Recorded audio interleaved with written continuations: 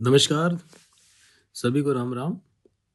मित्रों, अपनी जो सुजस की ई बुलेटिन की श्रृंखला है, इस श्रृंखला में आज हम 2 सप्ताहों का एक साथ करंट अफेयर्स देखेंगे और इसमें कुछ बहुत ही शानदार इम्पोर्टेंट आपको डेटा और फैक्ट्स भी मिलेंगे और जो मुझे लगता है कि हर एग्ज़ाम में उसमें से एक प्रश्न आने की पूरी उम्मीद है। ये मेरे मित्र 26 अक्टूबर से लेके 16 नवंबर तक के जितने भी ई बुलेटिन हैं, उसके इम्पोर्टेंट सभी अपन ने इसमें न्यूज़ ले लिए हैं। करंट अफेयर्स के हिसाब से इम्पोर्टेंट है। चलिए एक बार इनको देख लेते हैं, डिस्कस कर लेते हैं। मित्रों, जो पहली अपनी इम्पोर्टेंट न्यूज़ है वो खेलो इंडिया यूनिवर्सिटी गेम से रिलेटेड है। कौन से गेम से? यूनिवर्सिटी गेम से। इसको मेरे मित्र 2025 कर लीजिएगा, ये भी 2025 है। आगे वाले में तो आपको क्लियर हो जाएगा, टाइपिंग एरर है ये। तो इसमें सबसे इम्पोर्टेंट एक पहला ही प्रश्न बनता है कि इसकी आयोजन तिथि क्या है? 24 नवंबर है। स्थान राजस्थान में है। 5th एडिशन है मेरे मित्र, और राजस्थान में पहली बार खेलो इंडिया यूनिवर्सिटी गेम्स हमारे यहाँ पर हो रहे हैं। उद्देश्य क्या है इसके? खेलों का सफल आयोजन करके राजस्थानी मेजबानी की मिसाल कायम करना, देश भर से आने वाले खिलाड़ियों और दर्शकों को अद्वितीय सुविधाएं प्रदान करना। एग्जामिनर आपसे पूछ सकता है, पहला तो ये बनाएगा कि भैया कब स्टार्ट हुआ? 24 नवंबर को स्टार्ट हुआ। इसमें कितनी खेल स्पर्धाएं थी ये भी आप ध्यान रखना, 24 ही है। 24 और 24 क्लियर है। दूसरा आपसे इसमें एक प्रश्न अच्छा ये बनता है कि कब से कब तक रहेगा? ये 24 नवंबर से लेके 5 दिसंबर 2025 तक खेलो इंडिया यूनिवर्सिटी गेम्स हमारे राजस्थान में होगा। एक अच्छा क्वेश्चन इसमें बनता है कि कौन सा एडिशन है, और ये ध्यान रखना ये विश्वविद्यालय वाले गेम्स है, यूनिवर्सिटी गेम्स है। ये 5th एडिशन है। कौन सा एडिशन है मेरे मित्र? 5th एडिशन है।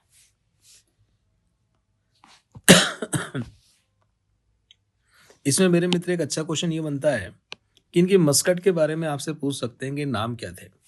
ये ऊंट बना रखा है साहब, ये ऊंट है जिसका नाम इन्होंने दिया खम्मा, और ये ऊंटनी है साहब, इसका नाम दे रखा है घड़ी। खम्मा घड़ी सा जो अपन बोलते हैं, तो खम्मा और घड़ी ये इसके क्या है मेरे मित्र? दोनों मस्कट हैं। विशेष रूप से ध्यान रखिएगा। चलिए कुछ इसकी इंपॉर्टेंट इसमें बातें हैं जिनको आप देख लेना कि सुविधाओं के बारे में बता रखा है कि अच्छी खेल स्थल बना रखे हैं, सुरक्षा व्यवस्था, लॉजिस्टिक वगैरह की सुविधाएं दे रखे हैं, स्थानीय जनप्रतिनिधि की भागीदारिता सुनिश्चित कर रहे हैं। 31 अक्टूबर से मार्शल आर्ट्स की गतिविधियां शुरू होंगी, जिसमें सिलंबम, कलरीपट्टू और गास्का जैसी प्राचीन मार्शल आर्ट भी शामिल हैं। ये तीनों ध्यान रखना, कलरीपट्टू, गजका और सिलंबम। राज्य स्तरीय कार्यक्रम भी इसके लिए किए जा रहे हैं। 24 नवंबर से 10 दिसंबर तक राष्ट्रीय अंतर्राष्ट्रीय मैच के 30 राष्ट्रीय अंतर्राष्ट्रीय इवेंट से युवाओं को जोड़ने का इसमें काम किया जाएगा।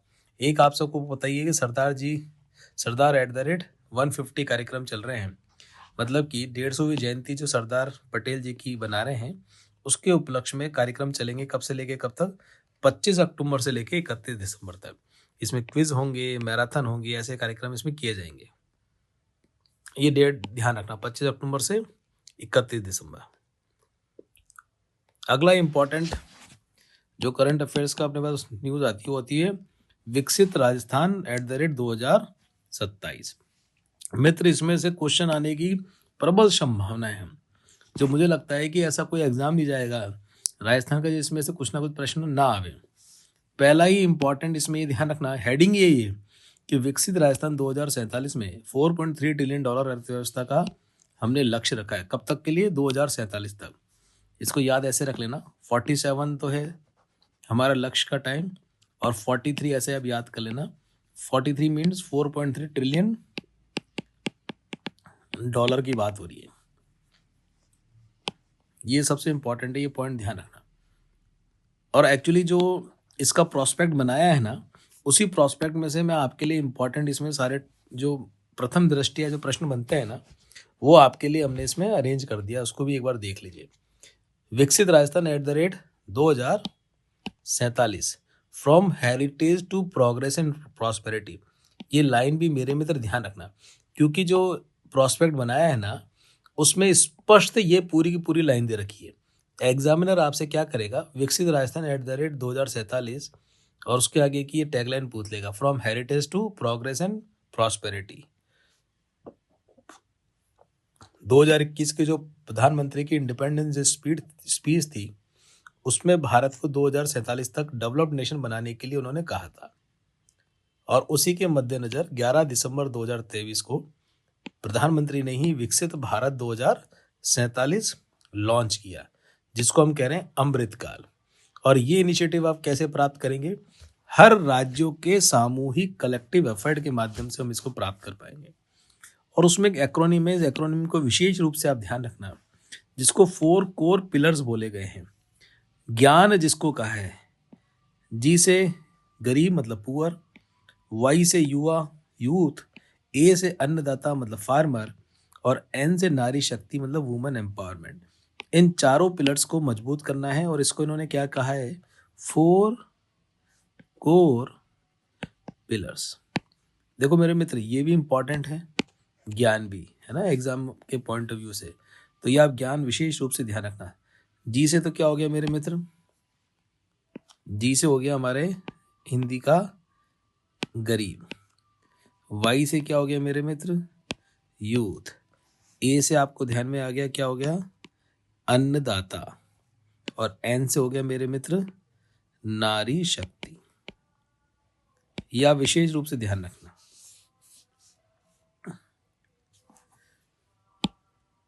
ये इसके पिलर्स के बारे में चर्चा कर रखी है।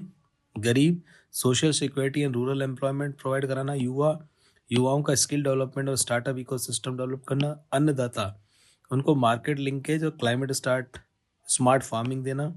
नारी शक्ति means women empowerment, economic empowerment and leadership opportunities provide कराना।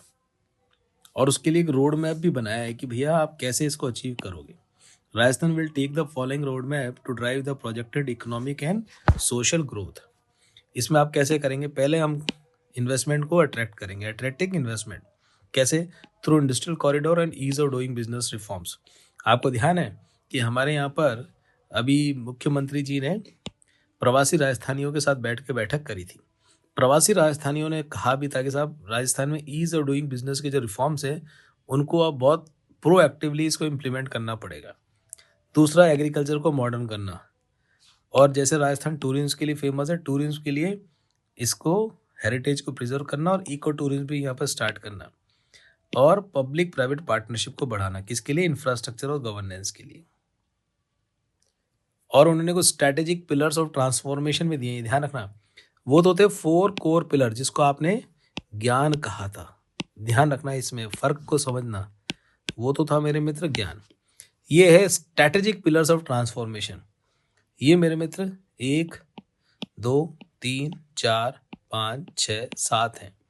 पहला, industrial economic growth, digital Rajasthan smart governance, green energy, education skill development, urban rural development, social welfare and women empowerment, climate resilience and water security. इसको एक बार ध्यान रखना आप।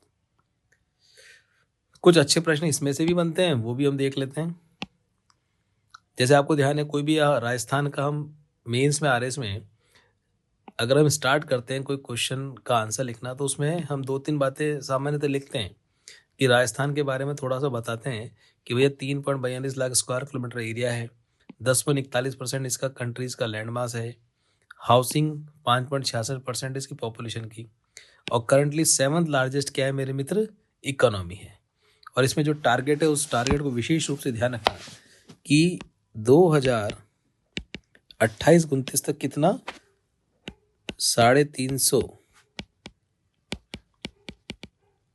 Billion dollar. कितनी बात कर रहे हैं मेरे मित्र? 350 बिलियन डॉलर की बात कर रहे हैं। और उसके बाद 2047 तक 4.3 ट्रिलियन डॉलर की इकोनॉमी राजस्थान की बनाना। ये 2 डेटा विशेष रूप से ध्यान रखना, कंफ्यूज मत होना। वो 28-29 दे देगा तो उसमें 4.3 ट्रिलियन डॉलर इकोनॉमी का प्रॉस्पेक्ट मत लिखाना। 28-29 में हमारा टारगेट कितना है? 350 बिलियन डॉलर की इकोनॉमी को ग्रो करना, और उसके बाद 47 तक इसको 4.3 ट्रिलियन तक रीच करना। और इसमें बता रखा है राजस्थान स्ट्रेंथ किस में है? नेचुरल रिसोर्सेज में, सोलर एनर्जी में, टूरिज्म में, and strategic location make it leading investment destination. एक इसमें बड़ा अच्छा प्यारा सा प्रश्न बनता है कि ये जो विकसित भारत का या विकसित राजस्थान 2047 का डॉक्यूमेंट बनाया गया है, ये किसके माध्यम से बनाया गया है? एक तो ये रीटी याद रखना, रीटी और नीति, रीति प्लस नीति। नीति आयोग तो आपको पता ही है, और रीति क्या है मेरे मित्र? ये Rajasthan institute for transformation and innovation. R से राजस्थान, आई से इंस्टीट्यूट, टी से ट्रांसफॉर्मेशन, और आई से हो गया मेरे मित्र इनोवेशन। ठीक है। This document developed with the Rajasthan institute for transformation and innovation and NITI Aayog reflect the spirit of cooperative federalism. Cooperative federalism कैसे बता रहा है मेरे मित्र? ये संघात्मक जो आपका सहचर्य कैसे बता रहा है कि राजस्थान का भी और नेशनल का भी, इन दोनों को मिला के हमने क्या बनाया? डॉक्यूमेंट बनाया। क्लियर? ये इंपॉर्टेंट है ये भी। इसको मैंने थोड़ा सा हिंदी में और आपके लिए और कर दिया गया है, इसको भी देख लेना। ये 4 थीम है और 13 सेक्टर इसमें गए हैं। प्रमुख थीमों के चारों ओर संरचित 13 महत्वपूर्ण क्षेत्र है, मोटे मोटे क्षेत्र आप देख लेना। एक इसमें इंपॉर्टेंट ये आता है कि हमने इसमें जो टारगेट है उसको अचीव करने के लिए हमने सेगमेंट वाइज टाइम फ्रेम को बांट दिया है, एक 2030, 35 और 40। और इसमें कुछ इंपॉर्टेंट डेटा था, उसको भी ध्यान कर लीजिए। जैसे कि निर्माण उद्योग की बात करें तो हम जो हमारा सकल राज्य मूल्य संवर्धन है, इसमें हिस्सेदारी इसको कितना तक बढ़ाना है? 20% तक बढ़ाना है। और हमारी जो लाइफ एक्सपेक्टेंसी है, जीवन प्रत्याशा है, उसको 77 वर्ष तक बढ़ाना है। शिशु मृत्यु दर को 1000 जीवित जन्मों पर 10 से क्या करना है मेरे मित्र? कम करना है। शिक्षा की बात करें 100% स्कूल में एनरोलमेंट प्राप्त करना है। महिला सशक्तिकरण, महिलाओं की कार्यबल भागीदारी को 60% से अधिक बढ़ाना है। ये सारे इंपॉर्टेंट पॉइंट है, सारे इसमें से अच्छे प्रश्न बनते हैं। और पर्यटन की यदि मैं बात करूं तो घरेलू पर्यटकों में राजस्थान की हिस्सेदारी को 15% तक बढ़ाना है। घरेलू पर्यटकों की हिस्सेदारी किसकी बात कर रही है? देश में। ठीक है, 15% तक इसको बढ़ाना है। चलिए देखिए, नेक्स्ट इंपॉर्टेंट अपने पास करंट अफेयर्स के रिगार्डिंग न्यूज़ है, प्रवासी राजस्थान दिवस। क्लियर है? तारीख ध्यान रखना, आयोजन की तिथि क्या है? 10 दिसंबर 1925। कहाँ पर हो रहा है? जयपुर में हो रहा है। किसके साथ आयोजित किया जा रहा है? राइजिंग राजस्थान पार्टनरशिप कॉन्क्लेव के साथ किया जा रहा है। क्या हमारे उद्देश्य हैं? प्रवासी राजस्थान के योगदान को सम्मानित करना, उनके साथ पार्टनरशिप को प्रोत्साहित करना, राज्य के प्रमुख अंतर्राष्ट्रीय और बहुपक्षीय संगठनों के साथ संबंधों को सुदृढ़ करना। इसमें कार्यक्रम कौन कौन से रहेंगे? राजस्थानी सम्मान पुरस्कार प्रदान किया जाएगा। गैर निवासी राजस्थानियों को उनके व्यवसाय, विज्ञान, कला, उद्योग, परोपकार, सामाजिक सेवा, संगीत में वैश्विक उपलब्धियों के लिए इसमें यह पुरस्कार दिया जाएगा। पॉलिसी के बारे में क्या बता रखा है? राज्य सरकार की NRR नीति 2025 के, ये गैर निवासी नॉन रेजिडेंट राजस्थानी है, 2025 के अनुरूप है। इसका उद्देश्य प्रवासी समुदाय के साथ सतत सहभागिता सुनिश्चित करना और निवेश के लिए सहायक वातावरण बनाना है। अब ये इंपॉर्टेंट एक क्वेश्चन ये बनता है, संबंधित निकाय राजस्थान फाउंडेशन, जिसकी स्थापना मार्च 2001 में की गई थी, ये NRR के साथ स्थायी और सार्थक संबंध बनाए रखने के लिए हमने राजस्थान फाउंडेशन बनाया था। इस राजस्थान फाउंडेशन पर मेंस में भी प्रश्न 2 नंबर का एक बार पूछा गया है। तो ये ध्यान रखना, राजस्थान फाउंडेशन की स्थापना कब हुई? मार्च 2001 में। क्यों की गई थी? जो हमारे गैर निवासी राजस्थानी हैं उनके साथ सार्थक संबंध बनाने के लिए। कुछ इंपॉर्टेंट फैक्ट्स हैं प्रवासी भारतीय दिवस के लिए। प्रत्येक 2 वर्ष में 9 जनवरी को बनाया जाता है। ये देखो, बनाया 9 जनवरी को जाता है, लेकिन इस बार हमारे आयोजन की तिथि ध्यान रखना 10 दिसंबर है, कंफ्यूज मत होना। इसके पीछे क्या पृष्ठभूमि है? 1915 के दिन मोहनदास करमचंद गांधी दक्षिण अफ्रीका से भारत आए थे और उसी दिन के उपलक्ष्य में ये 9 जनवरी को बनाया जाता है। स्थापना, प्रवासी भारतीय दिवस सम्मेलन की स्थापना सबसे पहले वर्ष 2003 में स्वर्गीय श्री अटल बिहारी वाजपेयी सरकार के तहत की गई थी। इसमें एक तो पुरस्कार प्रदान किया जाता है प्रवासी भारतीय सम्मान पुरस्कार, एनआरआई और पीआईओ या उनके द्वारा स्थापित और संचालित संगठन को दिया जाने वाला ये सर्वोच्च सम्मान है। अभी इंपॉर्टेंट ध्यान रखना, देखो ये तो राजस्थान के हम प्रवासी दिवस की बात कर रहे हैं, और भारत के प्रवासी जो भारतीय दिवस बना था वो 8 से 10 जनवरी कहाँ हुआ था, ये उड़ीसा में हुआ था। और हमारा जो हो रहा है वह मेरे मित्र 10 दिसंबर 2025 को हो रहा है, स्पष्ट है। और जनवरी में उड़ीसा में हुआ था ये, जिस समय ये कार्यक्रम हुआ था उड़ीसा में, मैं उड़ीसा में भुवनेश्वर में था, और भुवनेश्वर को इतना शानदार चमका दिया था। और भुवनेश्वर के पास ही एक गांव है जहां पर उनकी पट्ट चित्रकला होती है, और इतना गांव इतना सुंदर बना दिया था, आप पूछो ही मत, कि जैसी अपन सपने में परिकल्पना करते हैं ना कि गांव कैसा हो, तो उस गांव को उन्होंने इतना शानदार बना दिया था। और वो गांव देखने के लिए भी बड़ा दर्शनीय था। हर घर में पट्ट चित्रकला वहाँ पर बनती हैं।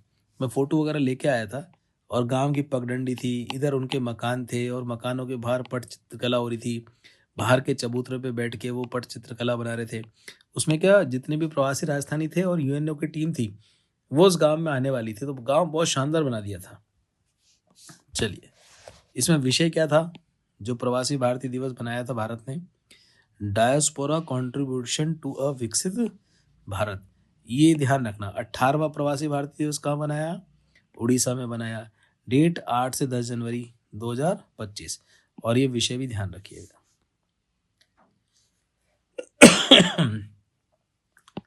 देखिए मित्र, राजस्थान सुशासन और योजनाओं में इसको कुछ जो रैंकिंग मिली है, जो पुरस्कार मिले हैं, उसका भी विस्तृत इस बार लेख आया है ई बुलेटिन में, और इसमें से भी आपके एक ना एक प्रश्न आने की संभावना रहेगी।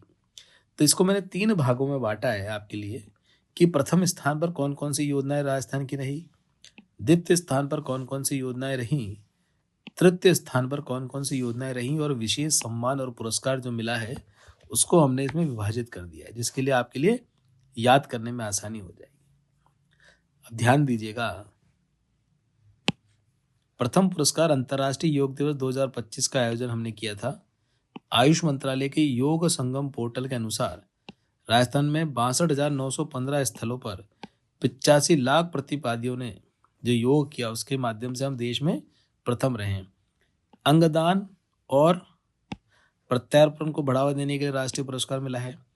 प्रधानमंत्री मातृ वंदना योजना, इसकी रैंकिंग में भी पोषण पखवाड़ा 2025 में हम शीर्ष स्थान पर रहे हैं।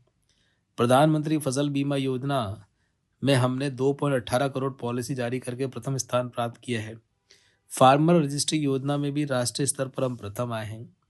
स्वच्छ भारत मिशन ग्रामीण के स्वच्छता ही सेवा अभियान 2025 में स्वच्छता लक्षित इकाइयों को रूपांतरित करने में राष्ट्रीय स्तर पर हम प्रथम आए, ये इंपॉर्टेंट है।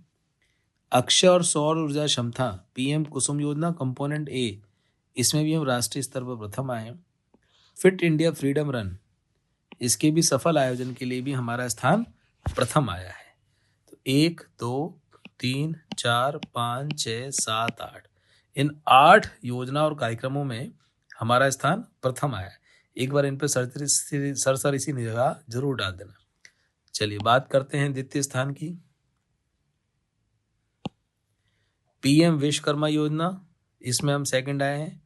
हर घर तिरंगा कार्यक्रम में भी सेकंड आए हैं।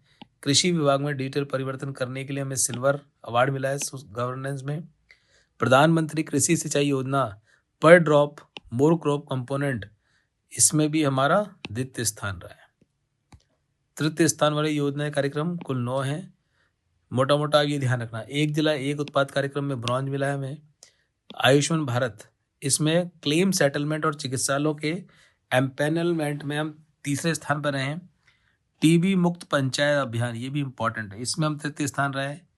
ई कॉमर्स और अन्य गतिविधियों में डिजिटल भुगतान को प्रोत्साहन 100 रुपये प्रतिदिन प्रोत्साहन के रूप तहत 100 दिवसीय अभियान में 5.86 लाख अभ्यर्थियों को जोड़ने के कारण तीसरा स्थान हमें इसमें प्राप्त हुआ है, और ये विशेष सम्मान है, इन दोनों को भी ध्यान रखना।